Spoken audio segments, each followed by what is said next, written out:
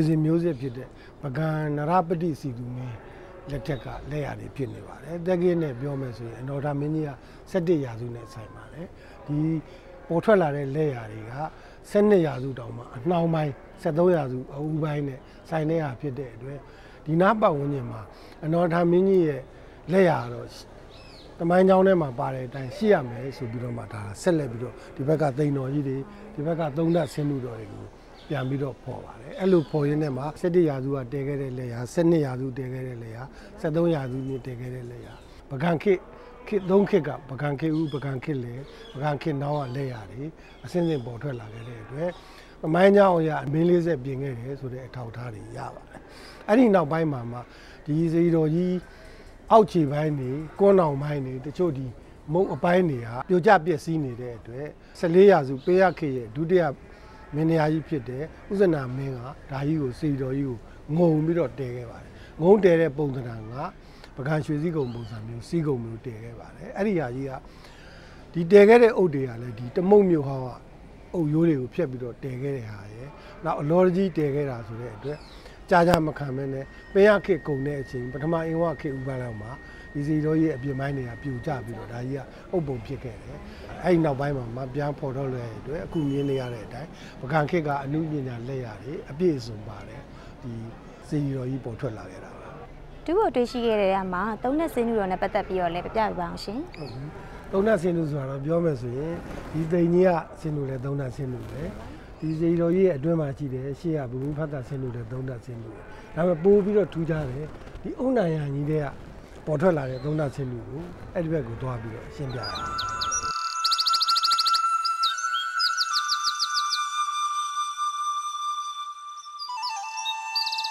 ်ဒီသုံးဓာတ်ဆင်းလို့တော့မူလကဒီအပြင်အုပ်ရိုးကြီးရဲ့အတွင်းထဲမှာရှိနေတာပေါ့နော်အဲ့ဒီအုပ်ရိုးကြီးကိုအရက်ကလှုပ်အားပေးတွေနဲ့ဖယ်ခိုင်းတဲ့အခါမှာသူတို့သတိပေးထားတာတစ်ချက်ရှိတယ်ဒီအုပ်ရိုးကအနီရောင်နော်အခုပေါ်လာခဲ့တဲ့ဒီဆင်းနူကြီးဟာအတွင်းရစီတော့အဖြူရောင်ဆိုတော့အဖြူရောင်လေးနည်းနည်းတွေ့လို့ရှိရင်ရက်ထားနားလေသူကြီးတွေကိုလာပြောလဲပါဆိုပြီးတော့သူတို့မှားထားတဲ့ခါကျတော့အခုဒီနေရာလေးရောက်တဲ့ခါကျတော့ပေါ်လိုက်တဲ့ခါမှာဒီဆင်းနူကြီးရဲ့ထိတ်ကမနစ်တော်လေးစာပေါ်လာပေါ်လာတဲ့ခါကျတော့ပေါ်နေတဲ့လူတွေကလာပြောတော့ပါကျွမ်းကျင်တဲ့လှုပ်သားတွေနဲ့ဒီဆင်းနူကြီးကိုပြေးချင်းပေါ်လိုက်တော့ညနေပိုင်းကျတော့ပေါ်လာပြီးတော့နောက်ရက်ကျတော့ဒီဆင်းနူကြီးရဲ့ကြန့်ခိုင်မှုလုပ်ဖို့အတွက်ပြန်စစ်ဆေးတဲ့အခါကျတော့ဒီဆင်းနူကြီးကအခုကြည့်လိုက်ရင်တော့အင်္ဂလိပ်ဆင်းနူနော်အင်္ဂလိပ်ဆင်းနူဆိုတာများသောအားဖြင့်အတွင်းထဲကအုပ်နဲ့လောက်ခတ်တယ်အုပ်ကူမှာအပေါ်ကအင်္ဂလိပ်မှန်ခဲ့တယ်အဲ့တော့ဒီဆင်းနူကအဲ့လိုမဟုတ်ဘဲနဲ့အတွင်းထဲကမြင်းနီတွေနဲ့လောက်ခဲ့တယ်အုပ်မသုံးတော့ဘဲနဲ့မြင်းနီတွေကိုဘုရားပုံဖော်တယ်ဖော်ပြီးတော့မှလက်သန်းတထုစာလောက်ရှိတဲ့အင်္ဂလိပ်ကိုပါလေးလှုပ်ထားရတဲ့အတွက်ဒီဆင်းနူကြီးကြာရှည်လေးမြင့်ခံမှုအတွက်ဆိုပြီးတော့မှအတွင်းထဲကမြင်းနီတွေကိုထုတ်လိုက်တယ်ထုတ်တဲ့အခါမှာဒီဆင်းနူရဲ့ဘိုက်နေရာမှာစံတော်တွေလာတွေ့အဲ့ဒါနဲ့အဲ့ဒီစံတော်တွေဟာနောက်ဘုရားတဆူရဲ့ခေါင်းတော်ဖြစ်နိုင်တယ်ဘာလို့ဆိုပကံမှာနှစ်ထပ်ဘုရားဆိုတာရှိတယ်လေဆင်းနူအကြီးထဲမှာဆင်းနူအသေးရှိတော့အဲ့ဒီအတွေ့အကြုံရဆင်းနူကိုတခါဒီဘိုက်နေရာကနေပြီးတော့ပြန်ဖောက်ကြည့်တော့မှဒုတိယဆင်းနူတော်ကိုတွေ့တာဒုတိယဆင်းနူတော်တွေ့တဲ့အခါကျတော့ပထမဆင်းနူရှိခဲ့တဲ့ level ကနည်းမြင့်တယ်ဒုတိယဆင်းနူရှိခဲ့တဲ့ level ကအောက်ကိုနည်းနည်းနှိမ့်တယ်အဲ့တော့အဲ့ဒီ level တွေကိုစစ်ရင်းနဲ့ဟောပေါ့ကျမ်းမြင်ပေါ့နော်ပထမကျမ်းမြင်ဒုတိယကျမ်းမြင်ကိုစစ်ရင်းနဲ့နောက်ထပ်များရှိအောင်မလားဆိုပြီးတော့အောက်ကိုဆက်ပြီးတော့တူးကြည့်တဲ့အခါမှာနောက်ထပ်တတိယကျမ်းမြင်ကိုတွေ့တယ်တတိယကျမ်းမြင်ကအစောဆုံးဆင်းနူဒုတိယကျမ်းမြင်ကအလယ်ခေတ်ထိပ်ဆုံးကျမ်းမြင်ကနောက်ဆုံးခေတ်ဆိုတော့အဲ့ဒါတွေ့တဲ့အတွက်အဲ့ဒီကျမ်းမြင်တွေ့ရင်ပလင်တွေ့ရမယ်ဆိုပြီးလိုက်ချတဲ့အခါပလင်တွေ့တယ်ပလင်တွေ့တော့မှဒီပလင်ရဲ့အချိုးစားရာခေါင်းတော်ကဘယ်နေရာရှိမလဲဆိုတော့အလယ်ဆင်းနူရဲ့ဒီရင်ဝမှာရှိနိုင်တယ်ဆိုပြီးတော့မှရင်ဝကိုဖောက်ကြည့်တဲ့အခါကျတော့မှဆင်းနူတော်တွေ့တယ်ခေတ်အဆက်ဆက်ကပြုပြင်ခဲ့တယ်ပကံခေတ်ဆင်းနူ၃ခုကိုတဆူရဲ့အပေါ်မှာတဆူထပ်ပြီးတော့တွေ့ရတာဖြစ်ပါတယ်သုံးဓာတ်ဆင်းနူနော်သုံးဓာတ်နံရံသုံးဓာတ်ကျမ်းမြင်သုံးဓာတ်ပလင်ကတော့ဒီပတ်ဝန်းကျင်မှာအကုန်လုံးပါပဲเนาะအဲ့ထဲမှာထူးခြားတာကတော့ဒီမှာအလေခေတ်ဆင်းနူတော်ရဲ့မျက်နှာတော်ရဲ့ပုံစံနဲ့ဒီပုံစံတည်းတူတဲ့အင်္ဂလိပ်ဆင်းနူကောင်းတော့ဒီတိမ်ထဲကနေတွေ့ခဲ့တယ်အဲ့လိုပဲဒီပတ်ဝန်းကျင်မှာဆိုရင်ဒီဘုရားရဲ့အနောက်ဘက်မှာဓမ္မသာလာလို့ခေါ်တဲ့အုတ်ခုံအမြင့်ခံပြီးတော့အသားဆောက်ဦးရှိအဲ့ဒီအုတ်ခုံကလည်းလိုပဲသုံးစင်ပဲနောက်ဒီဘုရားရဲ့အရှိဘက်မှာဆိုရင်အပေါက်တစ်ပေါက်တည်းရှိပြီးတော့မြောက်ကမြောက်ဘက်လဲတယ်တဝါကူကလည်းအဲ့လိုသုံးတတ်နောက်ဟိုးဘက်က ပုံစံငယ်ပေါ့နော်နောင်တော်ကြီးခေါ်တာပေါ့ဒီစေတော်ကြီးမတည့်ခင်ဒီဘယ်လိုပုံစံတည်မယ်ဆိုတဲ့ဟာကိုလှုပ်ပြထားတဲ့ဟာကလည်း3ဓာတ်ဆိုအင်တန်ရှားပါတဲ့လက်ရဖြစ်ပါတယ်ပကံမှာ2ထပ်ဆင်းတူပဲရှိတယ်ဒီမှာဆိုတော့3ဓာတ်ဆင်းတူတွေ့ပါဆရာဒီဖျားမှာလည်းအင်္ဂလိပ်ပိုင်းထူးခြားရလို့သိရပါတယ်ဘယ်လိုထူးခြားရလဲဆိုတာကိုလည်းပြပြပေးပါအောင်ရှင်ဟုတ်ပါတယ်ဒီဖျားကြီးဟာအင်္ဂလိပ်ပိုင်းပန်းတော်လက်ရထူးခြားတဲ့ဖျားတစ်စုဖြစ်ပါတယ်အဓိကထူးခြားတဲ့လက်ရကတော့နာယံအပြည့်အင်္ဂလိပ်ပန်းနေနဲ့အလှချေခဲ့တဲ့အတွက်ပကံခေတ်ခေါ်ဝါဆိုရင်ဒါဂူပြောက်လို့ခေါ်ပါတယ်ဂူပြောက်ဆိုတာကအပြောက်မွန်းအပြည့်အစုံလုပ်ခဲ့တဲ့အဖြစ်ပဲပါဒါကဒီဘုရားကြီးရဲ့အဓိကထူးခြားချက်နောက်တစ်ခုကတော့ဒီဘုရားမှာတော့ခုဒီဘက်တောင်းမှာဆိုရင်တောင်းခလုတ်ကဘလူးနောက်တစ်ခုကဒီထိတ်ကလောကပါဠနာမင်းကြီးဒီဘုရားတစ်စုလုံးမှာနာမည်ကြီး16ပါးရှိတယ်နောက်တစ်ခါအထူးသဖြင့်ဒီအခုဒီစိုင်မောင်လို့ခေါ်တဲ့ဒီကွေးကွေးကြီးပေါ့နော်အဲကွေးကွေးကြီးရဲ့ဒေါင်းမှာရှိတဲ့အောက်ဆုံးကဘလူးကောင်အလယ်ကငကား3ကောင်အပေါ်ဆုံးကကိန်းနေရရုပ်အခုဒီမှာကြည့်မယ်ဆိုရင်မုံ4ဘက်စလုံးမှာအဲ့လိုလက်ရမျိုးတွေထူးခြားတာတွေရှိပါတယ်ဒီတဲ့ထူးခြားတာတော့ဒီဘုရားကြီးဟာနော်ရထာမင်းကြီးလက်ထက်ကတထက်ကူဘုရားနော်အဲ့တထက်ကူဘုရားကိုမှသူ့ရဲ့ဆွေစဉ်မျိုးဆက်ဖြစ်တဲ့နရပတိစီသူမင်းကြီးလက်ထက်မှာအပေါ်ဓာတ်ကိုဆင့်လိုက်တဲ့အတွက်နှစ်ထပ်ဖြစ်နေအဲ့နှစ်ထပ်ဖြစ်တာကိုဘာနဲ့ကြည့်မလဲဆိုတော့ဒီအောက်ထပ်ကဝင်ပေါက်ရဲ့အပေါ်ဓာတ်ကဝင်ပေါက်ရဲ့ကြည့်မယ်ဆိုရင်အောက်ထပ်ကဝင်ပေါက်ကအခုံးဒါက17ရာစုဂုံးမဒီအပေါ်ဓာတ်ပြန်ပြင်ခဲ့တယ်17ရာစုနောက်ပိုင်းမှာပြင်ခဲ့တဲ့ဟာကြတော့ဂုံးကျွန်းပေါ့နော်အဲ့လိုလက်ရတယ်တနည်းအားဖြင့်ပြောရင်ဘုရားတဆူရဲ့တဲမှာ17ရာစုဂုံးမနဲ့12ရာစုဂုံးမတွဲရရှိတာအဲ့လိုထူးခြားချက်တွေဒီဘုရားမှာရှိ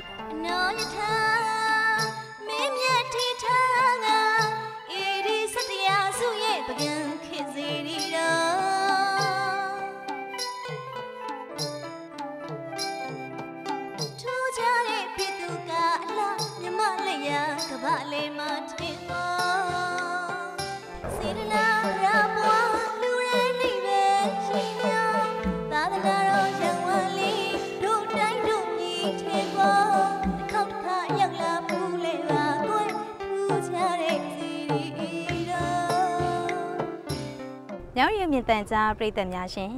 အမျိုးဘာသာသာသနာတမိုင်းယဉ်ကျေးမှုနဲ့မြန်မာမှုအမှုပညာအတတ်ပညာများအရအလွန်ဖိုးတန်လာတဲ့ဒီရှေးရောက်သမိုင်းဝင်တမုတ်ရှင်မင်းရွှေကူကြီးစီတော်မြတ်ကြီးကိုလာရောက်ဖူးမြော်ကုသိုလ်ယူနိုင်ကြစေဖို့ဖိတ်ခေါ်လိုက်ရပါတယ်ရှင်အမျိုးစားပန်းတော်လက်ရများနဲ့နှစ်ပေါင်း1000ကျော်တည်ရှိလာပါသနော်အင်္ဂရိစာပါတဆူရီတော်စီရီတော်ပတ်ဆောင်ပြုပြင်ထားယဉ်ကျေးမှုအမွေနဲ့များကြည်ညိုစရာလာရောက်တာမြောက်လေးဖိတ်ခေါ်ပါရ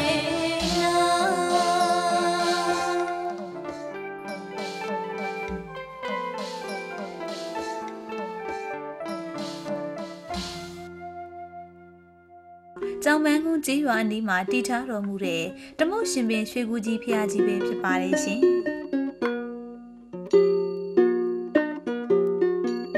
မူလကအုပ်ပုံကြီးဖြစ်နေခဲ့တဲ့တမုတ်ရှင်ပင်ရွှေကူကြီးဖျားကိုဆရာတော်ကြီးများဒေသဆိုင်ရာအာဏာပိုင်များ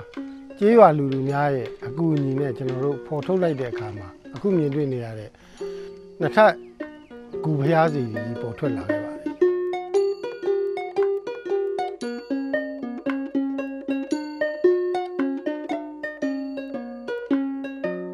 ကြီးညိုပွဲကောင်းတဲ့ဒီစေတော်ကြီးဟာဝင့်ပေါ်တော်မူလာတာမကြသေးခင်အချိန်ကမှဖြစ်ပါတယ်။ကျောင်းနိုင်ဆရာတော်ကြီးရဲ့ပြောပြချက်အရတော့အရင်ကဒီနေရာဟာခြုံတွေပေပေါင်းများထူထပ်နေပြီးစေတော်ကြီးဟာအုပ်ပုံကြီးပမာရှိနေခဲ့ပါတယ်။တနေ့သောအခါမှာတော့စေတော်ကြီးကိုမမြင်ရသောနတ်တကြားသူတော်ကောင်းတွေရဲ့တိုက်တွန်းနှိုးဆော်ချက်အရအုပ်ပုံကြီးဘွားရောက်နေတဲ့ဒီစေတော်ကြီးကိုတူးဖော်ကြည့်ဖို့ဆန္ဒပြင်းပြလာခဲ့ပါတယ်။ဒါကြောင့်ပညာရှင်များနဲ့ဒေသခံပြည်သူများဟာစေတနာတရားများစွာနဲ့တက်ကြွစွာဖြင့်လှူအားဒါနများကိုနေရောညပါပေးလူကြတဲ့အတွက်အချိန်တို့အတွင်းမှာပဲဇေယျတော်ကြီးပွင့်ပေါ်တော်မူလာခဲ့တာဖြစ်ပါတယ်ရှင်။အခုကျွန်တော်တို့ရပ်နေတဲ့ဒီအုတ်ခုံကြီးဟာအပြင်ဘက်ကလွှမ်းခြုံခဲ့တဲ့အပြင်ဆုံးစေတီတော်ကြီးရဲ့ပနဲ့ရာပဲဖြစ်ပါတယ်။အလောရထမင်းစောဟာတမုတ်ရှင်မင်းရွှေကူကြီးဖျားကိုပန်းလောက်မြေရိုးမှာရှိတဲ့အခြားကိုးစုသော ရွှေကူကြီးစေတီတော်တွေနဲ့အတူတူတပြိုင်တည်းထဲတည်ခဲ့တယ်လို့ဆိုခဲ့ပါတယ်ဒီအပြင်ဆုံးစေတီတော်ကြီးကိုတက္ကီ684ခုနှစ်မှာနန်းတက်တဲ့ပင်းရဒုတိယမင်းဥဇနာကငုံငယ်ခြင်းဖြစ်ပါတယ်လောကီပညာအစီအမံနေနဲ့သာဆောင်ရွက်ပြီးတော့မြောက်ဖက်လှည့်ထားတဲ့အတွက်အလွန်ရှားပါပါတယ်ဒီစေတီတော်ကြီးကိုအသေးစိတ်လေ့လာတဲ့အခါမှာစေတီတော်ကြီးကိုအရှေ့နောက်တောင်မြောက်ကဝင်ပေါက်တွေရဲ့ဂုံးတွေရှိပါတယ်အဲ့ဒီဂုံးတွေမှာအောက်ထက်ကဂုံးအားလုံးဟာဂုံးဝိုင်းဖြစ်ပြီးတော့အပေါ်ထက်ကဝင်တဲ့ဂုံးတွေအားလုံးဟာဂုံးကျွန်းဖြစ်ပါတယ်ဂုံးဝိုင်းဟာ17ရာစုအနော်ရမင်းကြီးလက်ထက်ကတည်ခဲ့တဲ့ဘိသုကာဟန်ဖြစ်ပြီးတော့ဂုံးကျွန်းဟာ12ရာစုနရပတိစီသူမင်းကြီးလက်ထက်မှာတည်ခဲ့တဲ့ဘိသုကာဟန်တွေဖြစ်ပါတယ်ဒါကြောင့်မို့ဒီစေတီတော်ကြီးဟာမူလကဂုံးဝိုင်းခံတဲ့တထစေတီအပေါ်ကစေတီပေါက်ဂူဖျားဖြစ်ပြီးတော့မှဒီဂူဖျားဟာတနည်းတစ်ပေါက်ပျက်စီးယိုယွင်းသွားတဲ့အတွက်မြစ်တော်ဖြစ်တဲ့နရပတိစီသူမင်းကြီးဟာနှစ်ထပ်ဂူဖျားဖြစ်အောင်သူ့လက်ထက်မှာပြုပြင်ခဲ့တာဖြစ်ပါတယ်အရွယ်အစားအပြင်ပြောမယ်ဆိုရင်ဖျားအငယ်အမျိုးအစားတွေမှာပါပါတယ်ဒါပေမဲ့တမုတ်ရှင်မင်းရှိကူကြီးဖျားရဲ့ဘိသုကာပိုင်းဆိုင်ရာအစိတ်အပိုင်းတွေအားလုံးကိုလေ့လာတဲ့အခါမှာနှစ်ထပ်ဂူဖျားအကြီးအမျိုးအစားမှာပါတဲ့ဘိသုကာပိုင်းဆိုင်ရာတွေအားလုံးကိုဒီမှာပါဝင်တယ်တချို့ဟာတွေဆိုရင်ဒီဖျားကြီးတွေမှာမပါသေးတဲ့တခြားအသည့်အဆန်းဘိသုကာပစ္စည်းတွေတောင်မှထည့်သွင်းထားတဲ့အတွက်ဒီဘုရားဟာဘုရားကြီးကိုဘုရားအငယ်လှုပ်ထားတဲ့ပုံစံငယ်ဘုရားလို့ပြောမယ်ဆိုရင်ပြောလို့ရပါတယ်တတိယထူးခြားချက်ကတော့အင်္ဂရိပန်းနေအပြည့်ပါရှိခြင်းဖြစ်ပါတယ်ပကံမှာရှိတဲ့အင်္ဂရိပန်းအများဆုံးဘုရားကိုဂူပြောက်လို့ခေါ်ဆိုရင်ဒီတမုတ်ရှင်မင်းချွေကူကြီးဘုရားဟာဂူပြောက်တို့ရဲ့တရဖူးလို့တင်စားပြောမယ်ဆိုရင်ပြောလို့ရပါတယ်နောက်တစ်ခုကတော့အင်္ဂရိပန်းနေရဲ့ထူးခြားချက်ဖြစ်ပါတယ်ထောက်မှာရှိတဲ့ဘလူးပန်းဆွဲဟာစူလာမဏိယဘလူးပန်းဆွဲနဲ့တပုံစံနဲ့တူပါတယ်တချို့ဘလူးပန်းဆွဲတွေဆိုရင်ဒီကပိုးပြီးတော့တောင်အနုစိတ်ပါသေးတယ်ဝင်ပေါက်မုတ်ရဲ့ဘေးကအထောင်ဆိုင်ပေါင်းရဲ့ဘေးမှာအယုတ်တွေပါပါတယ်အပေါ်ဆုံးမှာဂလုံရုပ်ရှိပါတယ်ဂလုံရုပ်ကငကား၃កောင်ကိုခြိနဲ့ကုတ်ထားပါတယ်ဂလုံနဲ့ငကားကအောက်ကဘလူးပေါ်မှာရှိပါတယ်အဲ့တော့ဘလူးရဲ့ငကားရဲ့ဂလုံရဲ့ပါတဲ့ရှားပါအင်္ဂလိပ်ပန်းတော့လက်ရမျိုးဒီဖျားမှာကျွန်တော်တို့လွယ်တကူဖူးတွေ့နိုင်ပါတယ်ဝင်ပုတ်ရဲ့ဝဲရမှာထိုင်ပြီးတော့ရှစ်ခိုးနေတဲ့နမင်းကြီးပုံတော်တွေရှိပါတယ်အပေါ်ဓာတ်ကိုတက်ပြီးတော့တေချာလေးလာမယ်ဆိုရင်တရဖူရဲ့နောက်ပိုင်းမှာအသေးစိတ်လှုပ်ထားတဲ့ပလဲတွေကျနေတာတွေခစည်းကျိုးမှာထုံထားတဲ့အရာတွေနောက်အောက်မှာပါတဲ့ကထောင်းကြိုက်ရဲ့ခထောင်းမီးတွေစသဖြင့်ပကံခေတ်နတ်ရုပ်ရဲ့အသေးစိတ်တွေကိုအပြည့်အစုံဒီမှာတွေ့ရှိနိုင်ပါတယ်ထောင်းစီဒီရဲ့အောက်မှာကိုနှစ်ခွရှင်သေးရုပ်ကိုပြည့်အစုံဆုံးအကြွအရွတွေ့ရတာဟာလေဒီဘုရားရဲ့ထူးခြားချက်တစ်ခုဖြစ်ပါတယ်950ဇတ်တရုပ်ဖော်တွေကိုပြည့်စရာအစဉ်မှာဇတ်တစ်ဇတ်ချင်းထည့်သွင်းထုလုပ်ထားခြင်းဖြစ်ပါတယ်မြန်မာတနိုင်ငံလုံးမှာ950ဇတ်တော်ကိုအင်္ဂလိပ်ပန်းတော်လဲရနဲ့လုပ်ခဲ့တာဆိုလို့ဒီတမုတ်ရှင်မင်းကျွေကူကြီးဘုရားတဆူပဲရှိပါတယ်ဒီမှာဆက်လက်ပြီးတော့ဒီဇတ်တော်တွေမှာဇတ်တော်နံပါတ်ကဘယ်လောက်ဇတ်တော်နာမည်ကပါဠိလိုပဲလို့အင်္ဂလိပ်မှာစာနဲ့ပကံခေတ်12ရာစုအခရာနဲ့ရေးထားခဲ့ပါတယ်ပကံခေတ်အင်္ဂလိပ်စာဆိုတာဟာတမုတ်ရှင်မင်းရွှေကူကြီးပွင့်ပေါ်ပြီးတဲ့နောက်မှာပထမအဦးဆုံးပေါ်ထွက်လာတဲ့ယဉ်ကျေးမှုလက်ရာတစ်ခုဖြစ်ပါတယ်နောက်ဆုံးထူးခြားချက်တစ်ခုကတော့ဥဇနာမင်းကြီးကအုပ်စီတော်ကြီးငုံခဲ့တဲ့အတွက်တနည်းအားဖြင့်ဓာတွေကိုဆက်လက်ထိမ့်သိမ်းထားခဲ့တယ်လို့ဖြစ်ခဲ့ပါတယ်အဲ့ဒီအချိန်မှာပကံမှာကြံခဲ့တဲ့စေတီတော်တွေကတော့ရာသီဥတုဒဏ်လူတွေရဲ့ဒဏ်သဘာဝဘေးဒဏ်အမျိုးမျိုးကြောင့်တဖြည်းဖြည်းပြိုပြက်သွားတဲ့အခါမှာခဏပကံကိုသွားဖူးတဲ့အခါမှာခဏကြံရှိခဲ့တဲ့လက်ရာကိုပဲကျွန်တော်တို့ကဖူးတွေ့နိုင်ပါတယ်တမုတ်ချင်းမင်းရွှေကူကြီးဖျားပွင့်ပေါ်လာတဲ့အချိန်မှာတော့ကျွန်တော်တို့တွေဟာပကံဖျားတွေရဲ့လွန်ခဲ့တဲ့အနှစ်800လောက်ကတည်ရှိနေမဲ့အင်္ဂလိပ်ပန်းတော်လက်ရာတွေရဲ့အခြေအနေကိုခဏခေတ်မှာလက်တွေ့ဖူးမြော်နိုင်တဲ့အတွက်ဒီဟာလည်းတမုတ်ချင်းမင်းရွှေကူကြီးဖျားရဲ့ထူးခြားချက်တစ်ခုပဲဖြစ်ပါတယ်ခင်ဗျာဒီမိုင်းကြောင်းဟာပကံခေတ်17ရာစုကနေ17ရာစု12ရာစု13ရာစု14ရာစုအထိအောင်အစဉ်ဆက်မပြတ်နှစ်ပေါင်း400အတိုင်းနဲ့ဒီနေရာမှာသာသနာထွန်းကားခဲ့တယ်ဆိုတဲ့တရုတ်ပြသမိုင်းသက်သေများဖြစ်ပါတယ်ခင်ဗျာ အမတန်အော်ဝဲကောင်းတဲ့အမှုစိတ်လက်ရများစွာနဲ့ပျော်ပြောင်းပြည့်ပြည့်လွန်းစွာထုစစ်ထားတဲ့ဘိတုကပညာစံများကိုမြင်ရတဲ့ကျမတို့အတွက်တော့ဘိုးဘွားတွေရဲ့ယဉ်ကျေးမှုတိမ်နဲ့အမှုပညာခံစားမှုဘယ်ထိတောင်မြင့်မားတယ်ဆိုတာကိုမျက်ဝါးထင်ထင်တွေ့မြင်နေရခြင်းမဟုတ်ပါလားရှင်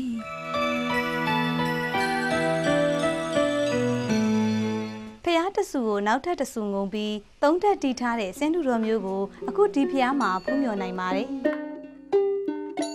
ခေတ်တိုင်းရဲ့အမှုလက်ရများကိုလေ့လာပြီးအဲ့ဒီခေတ်အခါကုသိုလ်ရှင်များရဲ့အမှုပညာစိတ်ခံစားမှုများအပြင်ဗုဒ္ဓသာသနာတော်ကြီးရေရှည်တည်တံ့ခိုင်မြဲအောင်ရည်ရွယ်ချက်များနဲ့အခုလိုစနစ်တကျအထက်ထက်ပြုပြင်မွမ်းမံထားခဲ့တယ်လို့လေ့လာခန့်မှန်းနိုင်ပါတယ်ရှင်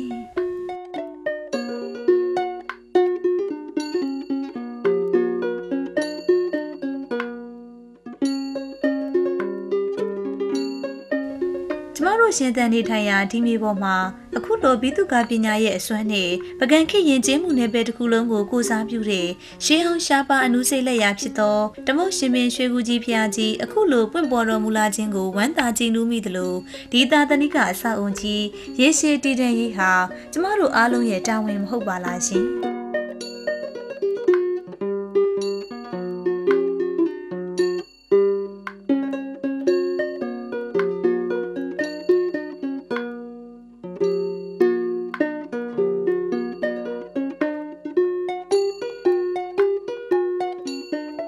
ဒီစေတီတော်ကြီးရဲ့အောက်ပိုင်း6ပေလောက်ဟာအုတ်တရားအင်မတန်ဆွေးမြေ့ပြီးတော့နေခဲ့ပါတယ်။အဲဒါကြောင့်မို့ဒီစေတီတော်ကြီးရဲ့အောက်ပိုင်း6ပေလောက်ကိုအုတ်အသစ်တွေနဲ့အစားထိုးပြီးတော့ပြုပြင်ရပါတယ်။ဒီကနေကြည့်ရင်အနီရောင်မြင်နေရတဲ့နေရာတွေပါ။အဲလိုပဲဒီစေတီတော်ကြီးကိုအပြင်ကငုံခဲ့တဲ့ရွှေစည်းကုံပုံစေတီတော်ကြီးကိုလည်းကျွန်တော်တို့ကလုံးဝဖျက်ပစ်တာမဟုတ်ပါဘူး။အဲဒီစေတီတော်ကြီးရဲ့မူလအတိုင်းထွာကိုခံမှန်းနိုင်အောင်လို့စေတီတော်ကြီးရဲ့ပနက်တော်တနည်းအားဖြင့်ပြောရင်ပထမပြည့်စံရဲ့အောက်ခြေ3ပေလောက်ကိုခြံလိုက်ထားခဲ့ပါတယ်။တခါဒီစေတီတော်ကြီးကိုဘလောက်ပမာဏနဲ့ငုံခဲ့တယ်ဆိုတာကိုနှောင်းခေတ်ပုဂ္ဂိုလ်များသိရှိနိုင်အောင်လဲဒီရာဟုတောင်မှာအထူး12ပေလောက်ရှိတဲ့နံရံတစ်ခုကိုဖြတ်ပိုင်းပုံစံကိုခြံခဲ့ပါတယ်။အဲ့လိုခြံခဲ့တဲ့အတွက်တစ်ချိန်ကဒီစေတီတော်ကြီးကိုဘယ်လိုအုံမျိုးတွေနဲ့ဘယ်လိုမြေနီသရွတ်တွေနဲ့စီခဲ့တယ်ဆိုတဲ့အချက်လက်တွေကိုလည်းလေ့လာနိုင်ပါတယ်။နောက်တစ်ခါဒီစေတီတော်ကြီးရဲ့မူလပုံကိုလည်းခံမှန်းနိုင်အောင်လို့ဒီခြံထားခဲ့တဲ့အုတ်ရိုးကြီးရဲ့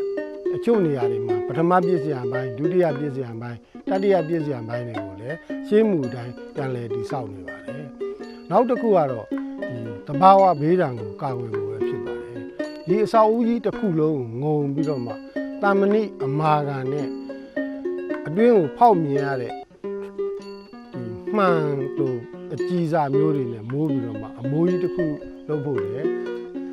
စဉ်းစားထားပါတယ်။တခါဒီစေတီတော်ကြီးပေါ်ထွက်လာဖို့အတွက်မူလအုတ်ကုန်းကြီးပေါ်မှာ9000မြေစေတီတော်လေးကိုအခြေအနေအရရကြောင့်ဖယ်ရှားခဲ့ရတဲ့အတွက်စေတီတော်အစားပြန်ပြီးတော့တည်ဖို့ဆိုပြီးတော့မှဒီအမိုးကုန်းကြီးရဲ့ထိပ်မှာ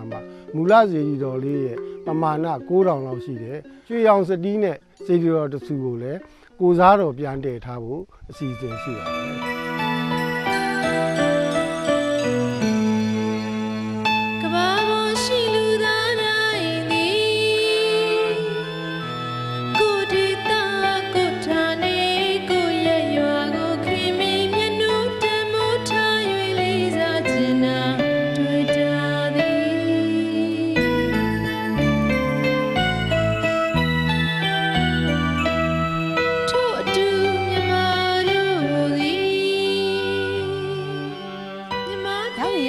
ကြားပြည်သူများရှင်နိဗ္ဗာန်အကျိုးတောင်းစုပြုပြီးကောင်းမှုဒါနမျိုးစေ့ချခဲ့တဲ့ဘိုးဘီတို့ရဲ့ထက်သန်တဲ့စေတနာတွေနဲ့တည်ထားခဲ့တဲ့ရှေးဟောင်းစေတီတွေဟာကြီးညိုမဆုံးနိုင်တယ်လို့ခေအမြင်ခေအတွေးနဲ့စမ်းစစ်ကြည့်ရင်တော့လက်ပြားခါအံ့ဩရလောက်တဲ့ဘိတုကပညာတွေဟာလည်းအခုခေတ်တိုင်းသင်ဆန်းခန့်ထည်လွန်လာပါတယ်ဒီလိုအမှုပညာမြောက်ယဉ်ကျေးမှုအမွေအနှစ်များကိုပိုင်ဆိုင်ခွင့်ရတဲ့မြန်မာလူမျိုးတစ်ယောက်အနေနဲ့ဂုဏ်ယူရတယ်လို့